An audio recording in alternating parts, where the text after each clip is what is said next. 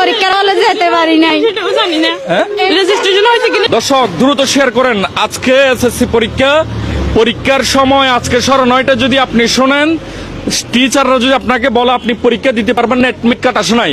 এই বিদ্যালয়ের হলদিয়া পালং আদর্শ বিদ্যাপীঠ, এটি জানেন একটি ব্যবসা কেন্দ্র নাকি শিক্ষা প্রতিষ্ঠান, যেখানে এখানকার সকল এসএসসি পরীক্ষার্থীরা পরীক্ষা দিতে পারছে না, সেই ধরনের তথ্য আমরা পেয়েছি। ভেতরে শিক্ষার্থীদের কান্নাকাটি, অভিভাবকরা গরম হয়ে গেছে স্কুল ভাঙার জন্য। আমরা বিস্তারিত জানার চেষ্টা করি এবং আমরা তাদেরকে দ্রুত কি হয়েছে এত কান্নাকাটি করার কারণ কি একটু তাড়াতাড়ি বলো। আর আমার পরামর্শ, তোমরা দ্রুত আগে মাধ্যমিক শিক্ষা অফিসারকে ফোন দাও, ইউনোকে ফোন দাও, তাড়াতাড়ি জানাও কি হয়েছে। এখন যেহেতু এতক্ষণ কেন্দ্রের ভিতরে থাকার কথা, তোমাদের লাইভ চলতেছে না, হ্যাঁ দ্রুত শেয়ার করে দেন। তোমাদের আগে মূল কাহিনী কি, এরা সবাই কান্নাকাটি করছে, কি হয়েছে মাম্মু বলো তো।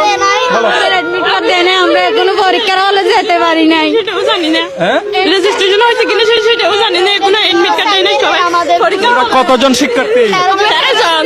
দর্শক আপনারা দ্রুত শেয়ার করেন, আজকে এসএসসি পরীক্ষা লক্ষ লক্ষ শিক্ষার্থীরা পরীক্ষা দিচ্ছে, কিন্তু তারা সবাই কান্নাকাটি করে। এই প্রতিষ্ঠানের একটা স্টুডেন্টও পরীক্ষা দিতে পারছে না, তার কারণ কি আমরা একটু শিক্ষকের কাছ থেকে জানবো। এর আগে তোমরা ইউনোকে কল দাও, ইউনো মহোদয়কে কল দাও, মাধ্যমিক শিক্ষা অফিসারকে কল দাও, কাকে কল দিচ্ছ?